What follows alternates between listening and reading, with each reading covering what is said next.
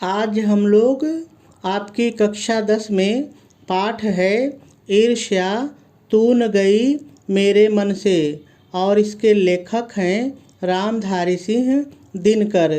आज हम लोग इस पाठ के इस गद्यांश पर आधारित जो कि आपको सामने दिखाई दे रहा है, इस गद्यांश पर आधारित आपकी बोर्ड की परीक्षा में पूछे जाने वाले संभावित प्रश्नों को हल करना सीखेंगे। लेकिन सबसे पहले हम लोग कुछ ज़रूरी बातें हैं, पहले हम लोग थोड़ा सा उन बातों पर चर्चा कर लेते हैं, उन बातों के बारे में थोड़ा सा जान लेते हैं, फिर उसके बाद हम लोग इस गद्यांश पर आधारित पूछे जाने वाले प्रश्नों को हल करना सीखेंगे। ठीक है, तो देखिए आपके बोर्ड के पेपर में इसी तरह से दो अलग अलग पाठ से दो गद्यांश दिए रहेंगे और उन दोनों गद्यांशों में से कोई एक, जो भी आपको सरल लगे, कोई एक आपको हल करना होता है। ठीक है, देखिए इस तरह से गद्यांश दिए रहेंगे और गद्यांश के नीचे इस तरह से 3 प्रश्न दिए रहेंगे।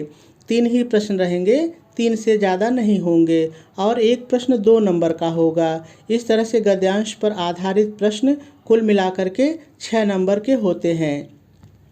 और देखिए इन सभी प्रश्नों का उत्तर आपको गद्यांश में ही मिल जाता है, कहीं आपको बाहर भटकने की आवश्यकता नहीं होती है।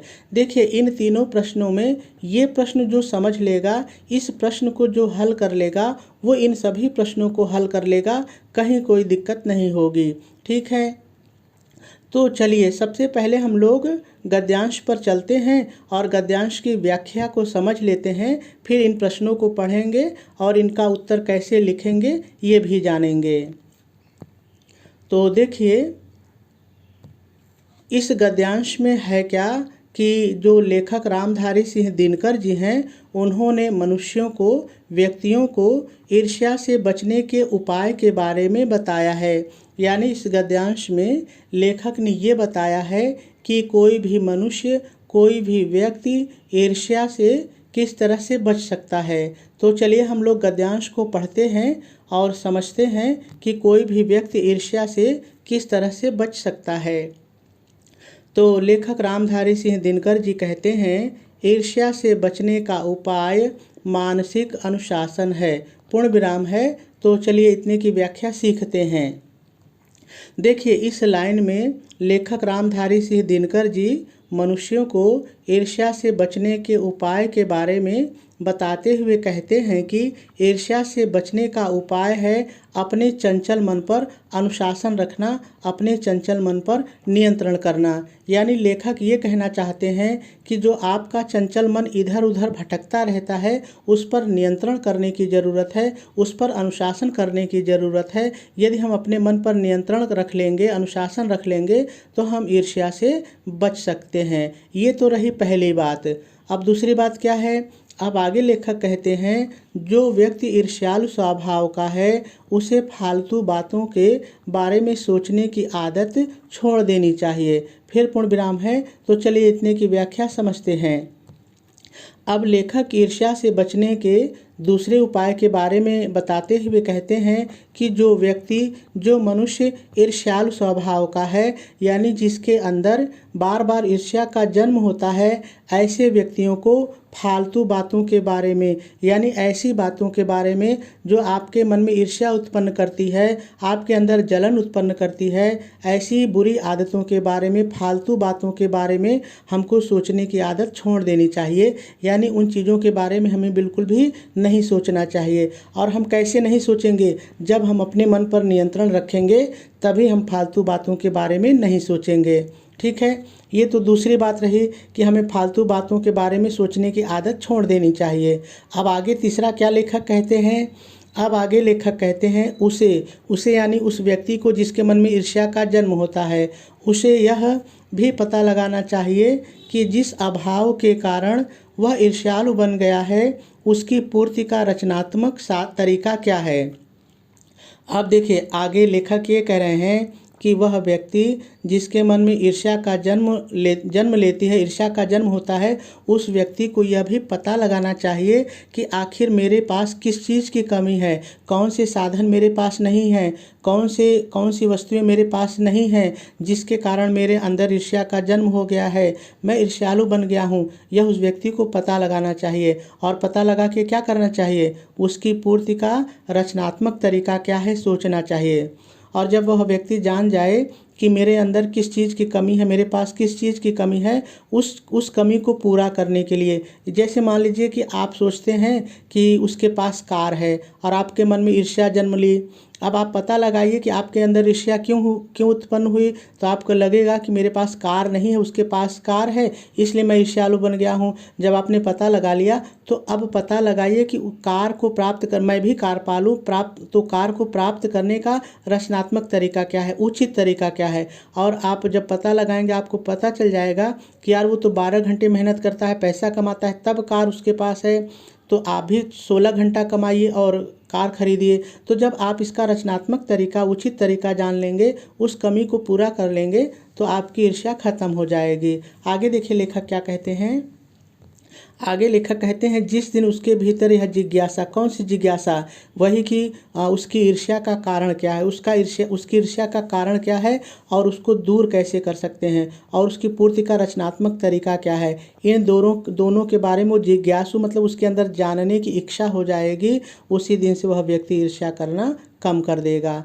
देखिए यही इसकी व्याख्या है और इसी को हमको वाक्य बना करके लिखना है। ठीक है, तो चलिए अब हम लोग क्रमशः एक एक प्रश्न पढ़ते हैं और इसके उत्तर को हम लोग लिखना सीखते हैं।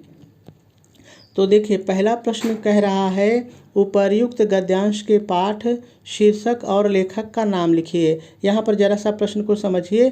देखिए या तो आपके पेपर में पाठ आएगा या तो शीर्षक आएगा, दोनों एक साथ नहीं आएगा। ठीक है, तो पाठ आएगा तो हम लोग उत्तर में पाठ लिखेंगे और शीर्षक आएगा तो शीर्षक लिखेंगे। तो चलिए हम लोग इस पाठ का शीर्षक का नाम और लेखक का नाम लिखते हैं। तो देखिए सबसे पहले आप प्रश्नोत्तर नंबर डालेंगे, संकेत डालेंगे। संकेत आपको पता है कि गद्यांश के शुरू का और अंत का हम लोग लिखते हैं।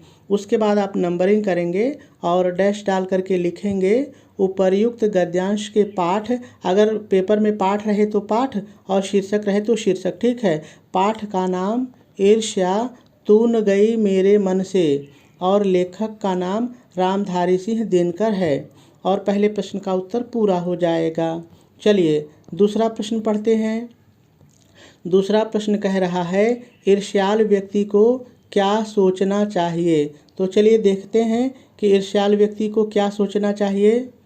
तो देखिए नंबरिंग करेंगे और लिखेंगे ईर्ष्यालु व्यक्ति को यह सोचना चाहिए कि जिन अभाव के कारण वह ईर्ष्यालु बन गया है उसकी पूर्ति का रचनात्मक तरीका क्या है। ठीक है, और प्रश्नवाचक चिन्ह लगा देंगे क्योंकि प्रश्नवाचक शब्द आया है और आपका ये उत्तर भी पूरा हो जाएगा।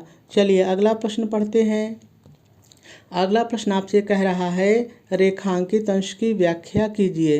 तो देखिए पहले रेखांकित अंश हम लोग देख लेते हैं। तो देखिए आपको दिख रहा होगा कि यहाँ से पूरे गद्यांश में रेखा खींची गई है। तो चलिए हम पूरे की व्याख्या लिख देते हैं। देखिए जैसे मैंने आपको बताया था वैसे ही मैंने लिखा है, एक बार आप पढ़ के देख लीजिए। देखिए नंबरिंग करेंगे और डैश डाल करके हेडिंग डालेंगे रेखांकित अंश की व्याख्या और डैश डाल करके लिखेंगे प्रस्तुत रेखांकित अंश में लेखक रामधारी सिंह दिनकर जी ईर्ष्या से बचने के उपायों का वर्णन करते हुए कहते हैं कि, इतना मैंने अपने से जोड़ा है। अब आगे लाइन की व्याख्या है। कहते हैं कि व्यक्ति को अपने चंचल मन पर अनुशासन रखना चाहिए, यानी नियंत्रण रखना चाहिए। जो व्यक्ति ईर्ष्यालु स्वभाव के होते हैं उन्हें फालतू बातों के बारे में अर्थात ऐसी निरर्थक बातों के बारे में सोचना छोड़ देना चाहिए जिससे उनके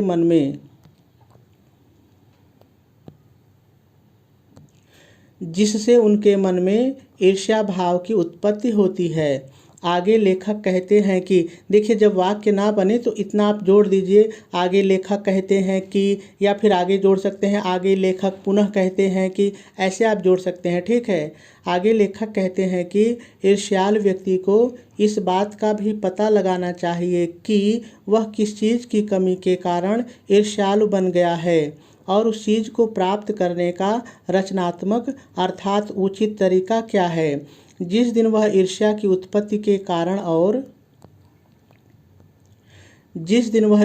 उत्पत्ति के कारण और उसके निवारण के प्रति जिज्ञासु हो जाएगा, वह दूसरों से ईर्ष्या करना कम कर देगा। पूर्ण विराम लगा देंगे और तीसरे प्रश्न का उत्तर भी पूरा हो जाएगा।